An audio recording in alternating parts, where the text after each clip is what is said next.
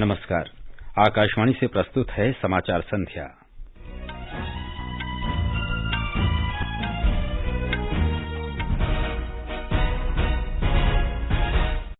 प्रधानमंत्री नरेंद्र मोदी ने लाखों भारतीयों को सशक्त करने के लिए 5G तकनीक को समयबद्ध तरीके से अपनाने की जरूरत पर जोर दिया। देश भर में भारत बंद का कोई खास असर नहीं दिखाई दिया, जनजीवन सामान्य रहा। सूचना और प्रसारण मंत्री प्रकाश जावड़ेकर ने विपक्षी दलों पर किसानों को नए कृषि कानूनों को लेकर भ्रमित करने का आरोप लगाया। देश में कोविड से स्वस्थ होने की दर बढ़कर 94.59% हुई। सरकार ने कहा, कोविड वैक्सीन का बड़े पैमाने पर उत्पादन वैज्ञानिकों की मंजूरी मिलने के बाद शुरू होगा। ऑस्ट्रेलिया ने तीसरे और अंतिम T20 क्रिकेट मैच में भारत को 12 रन से हराया। भारत ने श्रृंखला 2-1 से अपने नाम की।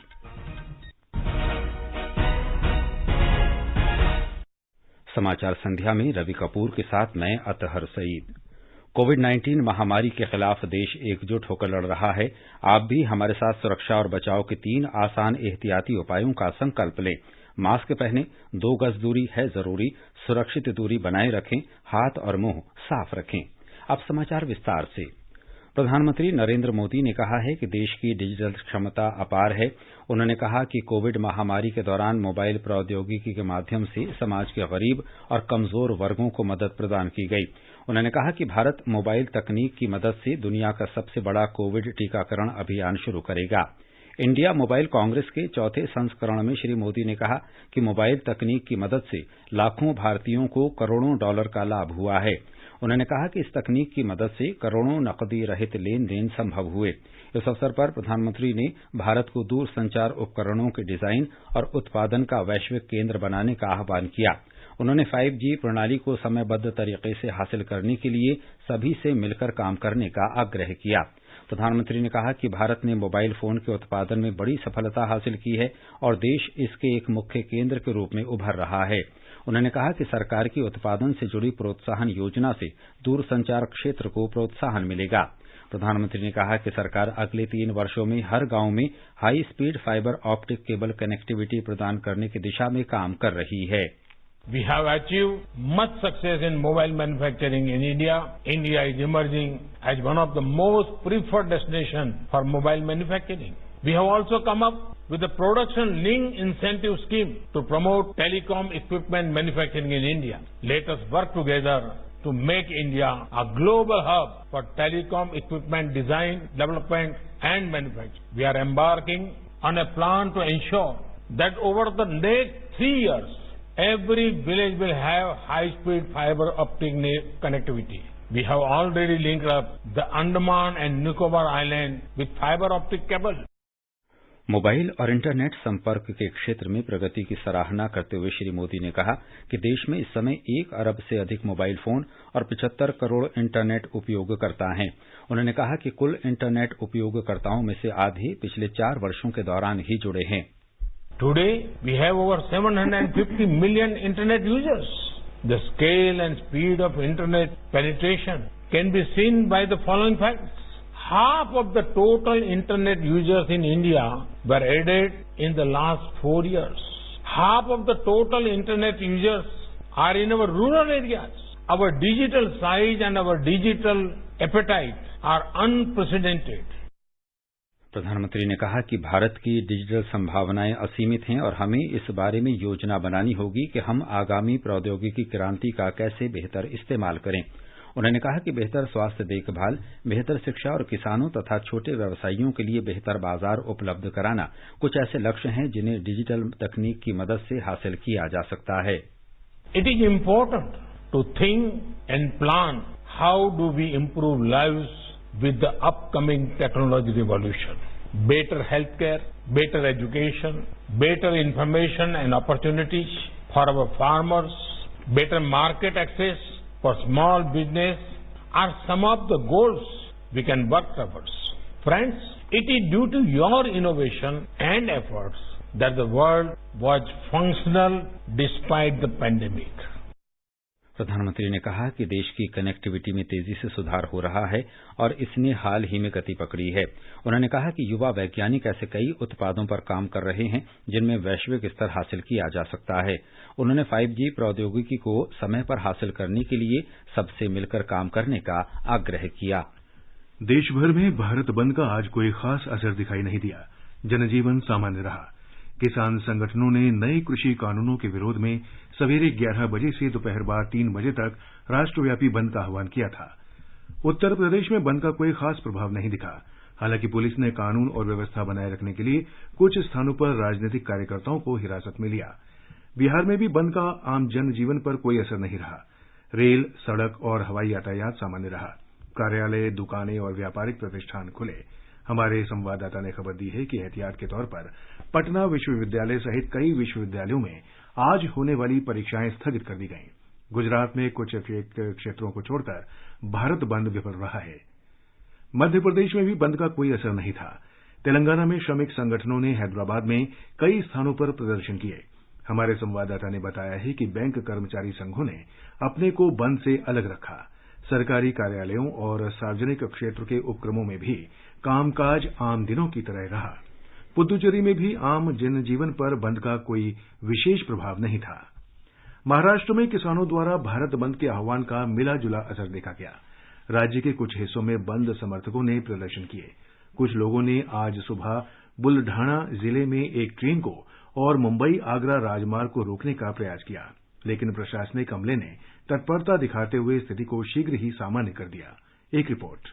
महाराष्ट्र में भारत बंद का कोई खासा असर नहीं देखने को मिला। राज्य के कई जिलों में विरोध प्रदर्शनियों के अलावा नागरिकों द्वारा कोई विशेष प्रतिसाद नहीं देखा गया। पहले से ही तालाबंदी से बेहाल मुंबई, नागपुर, पुणे और औरंगाबाद जैसे प्रमुख शहर आज के बंद में शामिल नहीं हुए, जबकि अहमदनगर, यवतमाल, नांदेड़, पालगढ़ और लातूर जैसे कुछ जिलों में दुकानें बंद रखी गई। किसानों के साथ सहानुभूति दिखाते हुए राज्य के अधिकांश हिस्सों के कृषि उत्पाद बाजार समिति यानी कि APMC बाजार बंद रहे। हालांकि दूध के वितरण एवं आवश्यक सेवाएं सामान्य रूप से काम करती रहीं। मुंबई में बस, टैक्सी और ट्रेनें भी सामान्य रूप से चल रही थी, जबकि सभी दुकानें, होटल्स और वाणिज्यिक प्रतिष्ठान भी खुले रहे। बैंकों और शेयर बाजार के संचालन में भी कोई रुकावट नहीं देखी गई, जबकि टेलीविजन और फिल्मों की शूटिंग में भी कोई बाधा नहीं आई और न ही हवाई सेवाओं पर कोई असर पड़ा। निशा रानी, आकाशवाणी समाचार, मुंबई।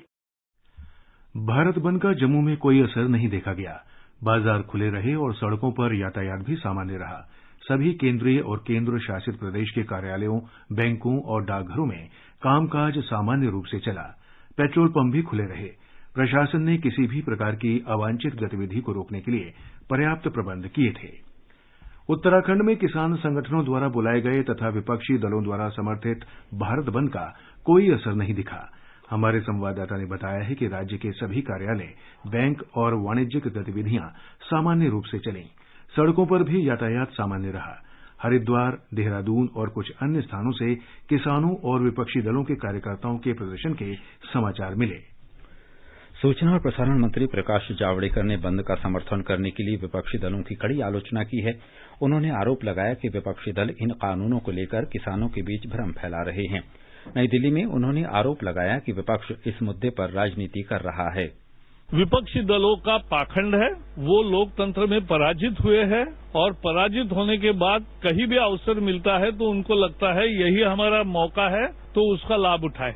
इसके सिवा कुछ भी नहीं है। अरे खुद शरद पवार ने APMC कानून यूपीए के कृषि मंत्री के तहत मॉडल कानून तैयार किया और सभी राज्यों को दिया।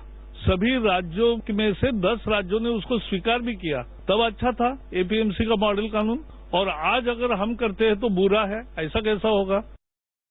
श्री जावड़ेकर ने कहा कि यह कानून किसानों के हित में है। उन्होंने कहा कि कांग्रेस, राष्ट्रवादी कांग्रेस पार्टी, DMK और अन्य विपक्षी दल इस मुद्दे पर पाखंड कर रहे हैं, क्योंकि जब वे सत्ता में थे तो उन्होंने अनुबंध पर खेती का कानून बनाया था। कॉन्ट्रैक्ट फार्मिंग का जहां तक मुद्दा है, अभी 20 राज्यों ने ऑलरेडी कानून किया ही है। तो राज्यों ने कानून किया तो वो करेक्ट है। वो रद्द करने की मांग क्यों नहीं करते? फिर अगर केंद्र का कानून रद्द करना है तो राज्यों के भी रद्द करने पड़ेंगे। तो राज्यों के कानून चल रहे हैं और केंद्र का केवल रद्द करोगे, ऐसा तो नहीं होता ना। और ये तो अमरिंदर सिंह ने पेप्सी कोला के साथ कॉन्ट्रैक्ट फार्मिंग का उद्घाटन किया, तो तब ये व्यवस्था जब कानून भी नहीं था। अब तो किसान के हित में कानून भी बना है उसको संरक्षण देने वाला। श्री जावड़ेकर ने कहा कि कांग्रेस ने अपने घोषणा पत्र में भी कृषि से संबंधित कानून लाने का उल्लेख किया था। उन्होंने कहा कि किसानों ने लागत के अलावा लाभकारी मूल्य दिए जाने की मांग की थी और सरकार उन्हें लागत से 50% अधिक कीमत दे रही है। पंजाब में मुख्यतः किसानों को लगा कि इससे एपीएमसी समाप्त होगी और एमएसपी की रेजिम समाप्त हुई। मैं उनको आश्वस्त करना चाहता हूं कि देखो, इस साल कानून लागू होने के बाद भी एपीएमसी चली, आपने धान बेचा, आपको एमएसपी मिली, तो एपीएमसी भी जीवित है, एमएसपी भी जीवित है और व्यवस्था चालू रहेगी। आगे भी कानून में कहाँ लिखा है कि एपीएमसी को ताला लगाएंगे? नहीं लिखा है, क्योंकि एपीएमसी चालू रहेगी, लेकिन एपीएमसी के बाहर बेचने की भी सुविधा रहेगी, इतना ही उस कानून में कहा है। केंद्रीय मंत्री स्मृति ईरानी ने न्यूनतम समर्थन मूल्य के बारे में विपक्ष द्वारा कही गई बातों को भ्रामक और झूठ ठहराया है। इस बिल के पारित होने के बाद 336 लाख मैट्रिक टन धान की खरीदारी 33 लाख किसानों से हो चुकी है। 60,000 करोड़ रुपया से ज्यादा इनके खाते में जा चुका है। 60% इनमें से सिर्फ और सिर्फ अब के किसान हैं। इससे बड़ा प्रमाण क्या होगा? ये खरीदारी मंडियों में हुई। इसका मतलब विपक्ष ने जो भ्रम फैलाया कि मंडी बंद हो जाएगी, वो भी झूठ। विपक्ष ने जो भ्रम फैलाया एमएसपी का ऑपरेशन नहीं होगा, वो भी झूठ। विपक्ष का झूठ और सरकार की प्राथमिकता प्रमाणित हो चुकी है। कई राज्यों के मुख्यमंत्रियों ने भी बंद का समर्थन करने के लिए विपक्ष की आलोचना की। उत्तर प्रदेश के मुख्यमंत्री योगी आदित्यनाथ ने कहा कि केंद्र और राज्य सरकारें लगातार किसानों के कल्याण के लिए काम कर रही हैं। उन्होंने विपक्ष की आलोचना करते हुए कहा कि वो कृषि कानूनों के बहाने माहौल बिगाड़ने की कोशिश कर रहा है। गुजरात के मुख्यमंत्री विजय रूपाणी ने कहा कि भारत बंद के आह्वान कर कांग्रेस और अन्य राजनीतिक दल किसानों के बहाने अपनी मौजूदगी दर्शाना चाहते हैं। उन्होंने गांधीनगर में बताया कि गुजरात विपक्ष समर्थित भारत बंद में शामिल नहीं होगा, क्योंकि किसान विपक्ष के साथ नहीं हैं। उत्तराखंड के मुख्यमंत्री त्रिवेंद्र सिंह रावत ने कांग्रेस पर कृषि कानूनों को लेकर किसानों को भ्रमित करने का आरोप लगाया है। उन्होंने कहा कि ये कानून स्वामीनाथन समिति की सिफारिशों पर आधारित हैं और किसानों के हित में हैं। मुख्यमंत्री ने कहा कि उनकी सरकार किसानों के अधिकारों और न्यूनतम समर्थन मूल्य को कभी कमजोर नहीं होने देगी।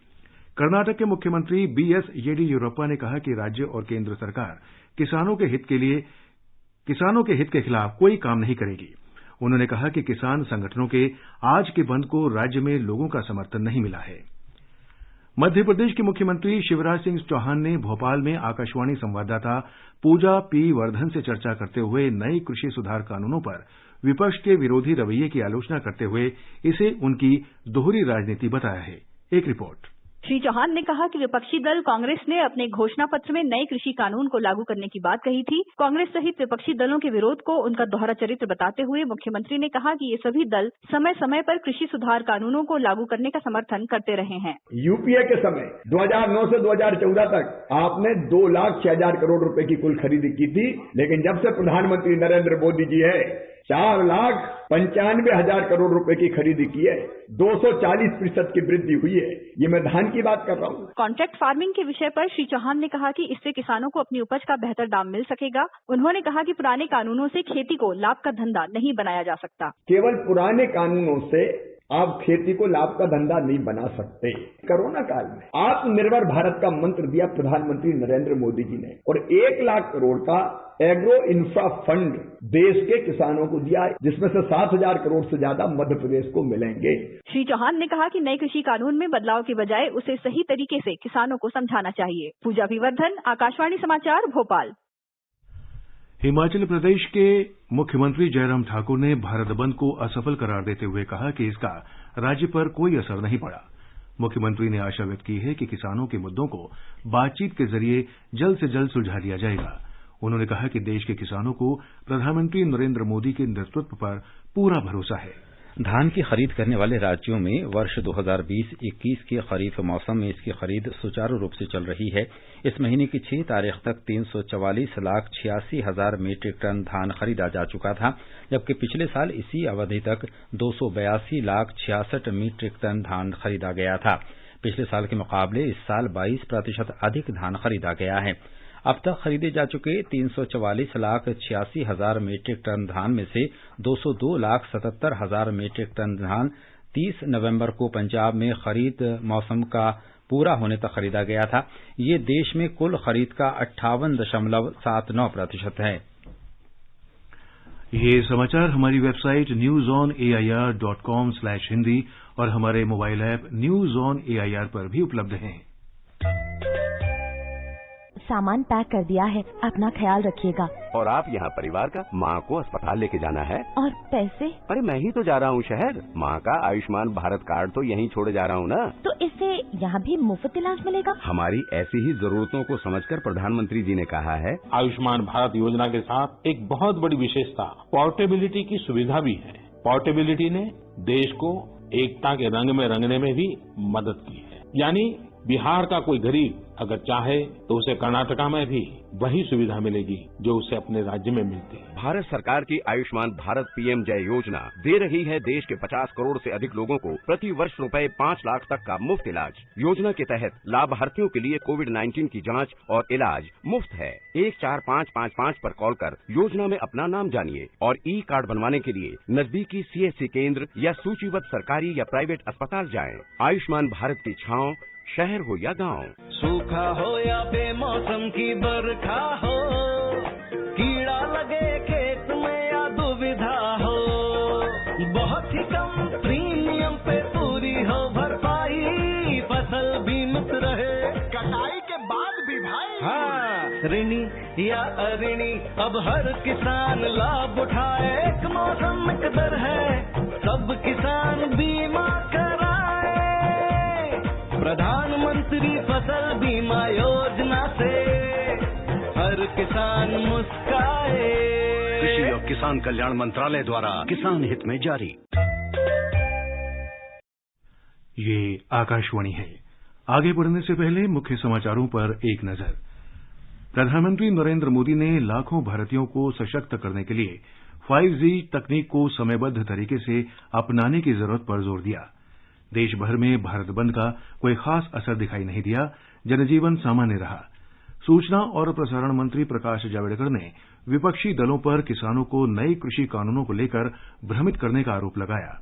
देश में कोविड से स्वस्थ होने की दर बढ़कर 94.59% हुई। सरकार ने कहा, कोविड वैक्सीन का बड़े पैमाने पर उत्पादन वैज्ञानिकों की मंजूरी मिलने के बाद शुरू होगा। और ऑस्ट्रेलिया ने तीसरे और अंतिम T20 क्रिकेट मैच में भारत को 12 रन से हराया। भारत ने श्रृंखला 2-1 से अपने नाम की।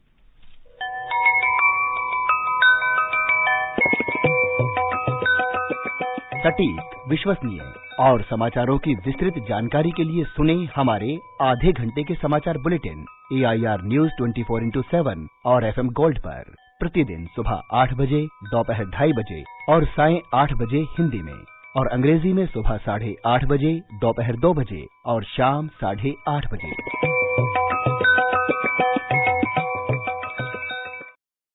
सरकार ने आज कहा कि वैज्ञानिक स्वीकृति मिल जाने के बाद देश में कोविड महामारी के टीके का बड़े पैमाने पर उत्पादन शुरू कर दिया जाएगा। आज दोपहर बाद नई दिल्ली में मीडिया को जानकारी देते हुए स्वास्थ्य मंत्रालय के सचिव राजेश भूषण ने बताया कि टीके के उत्पादन की सभी तैयारियां पूरी कर ली गई हैं और टीके की खुराक को देश में हरेक व्यक्ति को जल्द से जल्द सुलभ कराने के लिए भी खाका तैयार कर लिया गया है। सीरम इंस्टीट्यूट ऑफ इंडिया और भारत बायोटेक ने टीके को आपात स्थिति में उपयोग में लाने की स्वीकृति के लिए आवेदन किया है। उन्होंने ये भी कहा कि प्रधानमंत्री ने टीका उत्पादन करने वाली कंपनियों और वैज्ञानिकों से बातचीत की है। भारत में 6 संभावित टीकों पर नैदानिक परीक्षण किए जा रहे हैं।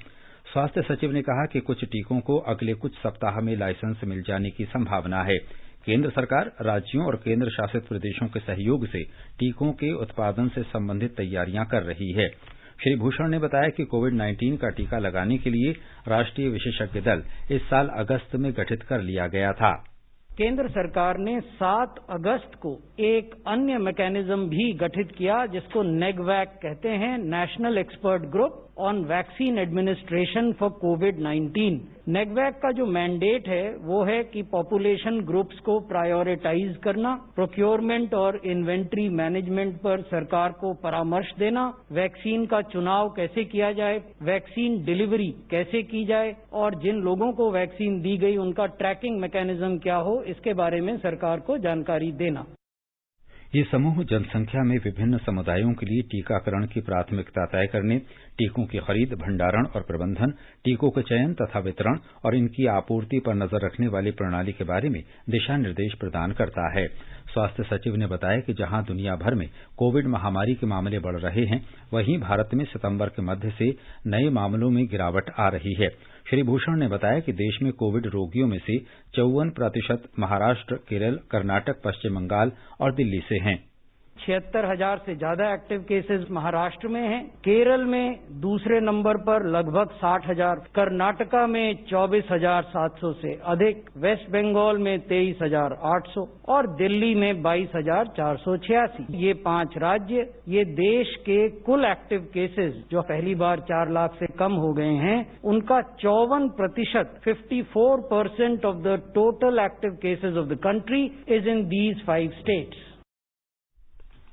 भारत स्थित विदेशी दूतावासों और मिशनों के प्रमुखों के लिए कल हैदराबाद यात्रा का आयोजन किया जा रहा है। सूत्रों के अनुसार 60 से अधिक देशों के मिशन प्रमुख हैदराबाद में भारत बायोटेक और ई-बायोलॉजिकल कंपनियों को देखेंगे। ये इस तरह की पहली यात्रा है और इसके बाद अन्य शहरों के लिए भी इसी प्रकार की यात्राओं का प्रबंध किया जाएगा। भारत कोविड महामारी के खिलाफ वैश्विक प्रयासों में महत्वपूर्ण योगदान दे रहा है। कोरोना से लड़ाई के लिए भारत में विकसित की जा रही वैक्सीन का विश्व के देशों की बहुत रुचि है। भारत दुनिया का सबसे बड़ा टीका निर्माता है। भारत ने कोविड के खिलाफ अपनी लड़ाई में एक महत्वपूर्ण उपलब्धि हासिल की है। वर्तमान समय में कोरोना मरीजों की संख्या में लगातार गिरावट के साथ आज देश में सक्रिय मरीजों की संख्या 4% से भी नीचे आ गई है। लगभग 3,83,000 सक्रिय मरीजों के साथ ये प्रतिशत 3.96 हो गया है। एक महीने से अधिक समय तक संक्रमण की प्रतिदिन संख्या 50,000 से कम रह गई है। 91 लाख से अधिक लोग स्वस्थ हुए हैं, जो अब तक स्वस्थ होने का प्रतिशत 94.59 है। पिछले 24 घंटों में 39,000 से अधिक लोग संक्रमण से मुक्त हुए। लगातार 11वें दिन नए संक्रमित मरीजों की संख्या ठीक होने वालों की संख्या से कम रही। पिछले 24 घंटों में देश में 10,26,000 से अधिक कोविड जांच की गई। इसके साथ ही अब तक लगभग 14 करोड़ 88 लाख कोविड परीक्षण किया जा चुका है। देश की परीक्षण क्षमता प्रतिदिन 15 लाख हो गई है। राजस्थान में कोविड संक्रमण के सक्रिय मामले घटकर 21,000 रह गए हैं। राज्य में इस संक्रमण से ठीक होने वालों की दर भी बेहतर होकर 91.78% हो गई है। हमारे जयपुर संवाददाता ने बताया है कि राज्य में संक्रमण के नए मामलों के मिलने की संख्या भी घटी है। प्रदेश में संक्रमण के नए मामलों की संख्या आज घटकर 1,604 रह गई है। वहीं संक्रमण से मुक्त होने वाले लोगों की संख्या 2,380 रही। आज केवल 4 जिलों में 100 से ज्यादा नए मामले रिपोर्ट हुए हैं। जयपुर में 465, जोधपुर में 187, अजमेर में 140 तथा उदयपुर में 134 लोगों में संक्रमण की पुष्टि हुई है। जयपुर में सक्रिय रोगियों की संख्या घटकर 9,000 के नीचे आ गई है। वहीं जोधपुर में भी सक्रिय रोगियों की संख्या 4,500 से नीचे पहुंच गई है। आज 9 जिलों में नए रोगियों की संख्या 10 से कम रही। पिछले 24 घंटे में 20 लोगों की मृत्यु के साथ प्रदेश में इस संक्रमण से मरने वाले लोगों की कुल संख्या 2,468 हो गई है। जितेंद्र द्विवेदी, आकाशवाणी समाचार, जयपुर। स्वास्थ्य मंत्री डॉक्टर हर्षवर्धन ने कहा है कि भारत मातृ मृत्यु समाप्त करने, परिवार नियोजन के लिए आवश्यकताओं को पूरा करने और लिंग आधारित हिंसा को कम करने की दिशा में नैरोबी शिखर सम्मेलन की अपनी प्रतिबद्धताओं पर अडिग है। इन लक्ष्यों को प्राप्त करने की समय सीमा 2030 निर्धारित की गई है। डॉक्टर हर्षवर्धन आज वीडियो कॉन्फ्रेंस के माध्यम से जनसंख्या और विकास में भागीदारों के अंतर मंत्रालय सम्मेलन को संबोधित कर रहे थे। केंद्र पूर्वोत्तर में विमानन क्षेत्र के बुनियादी ढांचे के विकास के लिए कई कदम उठा रहा है। भारतीय विमानपत्तन प्राधिकरण के पूर्वोत्तर क्षेत्र के कार्यकारी निदेशक एम सुरेश ने आकाशवाणी समाचार से विशेष बातचीत में कहा कि असम, मणिपुर और अरुणाचल प्रदेश में नए हेलीपोर्ट बनाए जा रहे हैं। श्री सुरेश ने कहा कि संबंधित राज्य सरकारें और पवन हंस इस प्रयास में सहयोग कर रहे हैं। Airport Authority having total 12 operational airports and 10 non-operational airports. We are planning to put the non-operational airport under RCS scheme of Government of India. Mostly greenfield airport also we are developing under RCS. Rupsi and Haulangi. We're having the heliport also in the northeastern state. In Assam there are 3 number of heliports to be developed. Arunachal there are 6 numbers of heliports, and Manipur around 5 number of heliports we are planning to develop with the partnership with the state government and Pavanens. Kerala में स्थानीय निकाय चुनाव के पहले चरण में आज 72.56% मतदान हुआ। इस चरण में 5 जिलों में वोट डाले गए। निकाय चुनाव के दूसरे चरण के लिए 10 दिसंबर को और तीसरे चरण के लिए 14 दिसंबर को मतदान होगा। मतगणना 16 दिसंबर को होगी। ये समाचार आकाशवाणी से प्रसारित किए जा रहे हैं। ताज़ा समाचार जानने के लिए आप हमारे Twitter handle @AIR News Hindi को फॉलो कर सकते हैं। चलो मिलकर एक शुरुआत करें, चलो एक फैसला आज करें, मास्क नहीं तो टोकेंगे, कोरोना को रोकेंगे, चलो एक इरादा करते हैं, चलो कुछ वादा करते हैं, मास्क नहीं तो टोकेंगे, कोरोना को रोकेंगे। सूखा हो या बेमौसम की बरखा हो, कीड़ा लगे खेत में या दुविधा हो, बहुत ही कम प्रीमियम पे पूरी हो भरपाई, फसल बीमित रहे कटाई के बाद भी भाई। हाँ, ऋणी या अऋणी अब हर किसान लाभ उठाए, एक मौसम एक दर है, सब किसान बीमा कराए, प्रधानमंत्री फसल बीमा योजना से हर किसान मुस्काए। कृषि और किसान कल्याण मंत्रालय द्वारा किसान हित में जारी। समाचार संध्या में आपका फिर स्वागत है। भारत और कतर ने एक विशेष कार्यबल गठित करने का निर्णय लिया है, जो कतर निवेश प्राधिकरण को देश में निवेश के लिए और सुविधा प्रदान करेगा। प्रधानमंत्री नरेंद्र मोदी और कतर के अमीर तमीम बिन हमद अल थानी के बीच टेलीफोन पर बातचीत में संकल्प व्यक्त किया गया कि देश में ऊर्जा मूल्य श्रृंखला में कतर के निवेश की संभावनाओं का पता लगाया जाएगा। दोनों नेताओं ने निवेश और ऊर्जा सुरक्षा के क्षेत्र में परस्पर सहयोग मजबूत करने पर भी चर्चा की। प्रधानमंत्री नरेंद्र मोदी ने कहा है कि कतर भारत की ऊर्जा सुरक्षा की एक महत्वपूर्ण कड़ी है और प्रत्यक्ष विदेशी निवेश का एक कीमती स्रोत भी है। चीन और भारत पूर्वी लद्दाख में सीमा पर तनाव की स्थिति समाप्त करने के लिए कार्य कर रहे हैं और अगले दौर की वार्ता के लिए विशिष्ट व्यवस्था तय करने के बारे में विचार विमर्श करेंगे। चीन के विदेश मंत्रालय की प्रवक्ता हुआ चिनयिंग ने आज बताया कि दोनों देश सीमा मुद्दे पर राजनयिक और सैन्य माध्यमों से संवाद कर रहे हैं। प्रवक्ता ने कहा कि अब तक हुई सहमति पर अमल के आधार पर दोनों पक्ष आगे की वार्ता के लिए खास व्यवस्था तय करने के बारे में विचार विमर्श करेंगे। भारत मानता आया है कि पूर्वी लद्दाख में तनाव वाले स्थानों पर टकराव समाप्त करने की प्रक्रिया को आगे बढ़ाने की जिम्मेदारी चीन की है। कोर कमांडर स्तर की 8वीं वार्ता में दोनों पक्ष संयुक्त वक्तव्य में अन्य बकाया मसलों को हल करने की प्रक्रिया को आगे बढ़ाने पर सहमत हुए थे। पिछले 8 महीनों में कई दौर की वार्ता के बावजूद कोई ठोस परिणाम सामने नहीं आया है। अमेरिका ने चीन के 14 वरिष्ठ अधिकारियों पर वित्तीय और यात्रा संबंधी प्रतिबंध लगा दिए हैं। जवाब में चीन ने भी बदले की कार्रवाई करने की धमकी दी है। इन चीनी अधिकारियों पर पिछले महीने हांगकांग के निर्वाचित विपक्षी विधायकों की सदस्यता समाप्त करने में उनकी कथित भूमिका के लिए ये कार्रवाई की गई है। थल सेनाध्यक्ष जनरल मनोज मुकुंद नरवणे कल संयुक्त अरब अमारात और सऊदी अरब की यात्रा पर रवाना हो रहे हैं। वे वहां दोनों देशों के सेनाध्यक्षों और वरिष्ठ नेताओं के साथ बातचीत करेंगे। उनकी यात्रा ऐतिहासिक है क्योंकि पहली बार भारत के कोई थल सेनाध्यक्ष संयुक्त अरब अमारात और सऊदी अरब का दौरा कर रहे हैं। सिडनी में ऑस्ट्रेलिया ने तीसरे और अंतिम T20 क्रिकेट मैच में भारत को 12 रन से हरा दिया है। ऑस्ट्रेलिया ने निर्धारित 20 ओवर में 5 विकेट पर 186 रन बनाए। जवाब में भारतीय टीम 7 विकेट खोकर 174 रन ही बना सकी। कप्तान विराट कोहली ने 85 रन की पारी खेली। मिशेल स्वेप्सन को मैन ऑफ द मैच चुना गया। भारत ने श्रृंखला 2-1 से अपने नाम कर ली है। अंत में मुख्य समाचार एक बार फिर। प्रधानमंत्री नरेंद्र मोदी ने लाखों भारतीयों को सशक्त करने के लिए 5G तकनीक को समयबद्ध तरीके से अपनाने की जरूरत पर जोर दिया। देश भर में भारत बंद का कोई खास असर दिखाई नहीं दिया, जनजीवन सामान्य रहा। सूचना और प्रसारण मंत्री प्रकाश जावड़ेकर ने विपक्षी दलों पर किसानों को नए कृषि कानूनों को लेकर भ्रमित करने का आरोप लगाया। देश में कोविड से स्वस्थ होने की दर बढ़कर 94.59% हुई। सरकार ने कहा, कोविड वैक्सीन का बड़े पैमाने पर उत्पादन वैज्ञानिकों की मंजूरी मिलने के बाद शुरू होगा।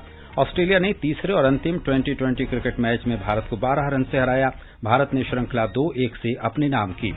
इसके साथ ही समाचार संध्या का ये अंक समाप्त हुआ। नमस्कार।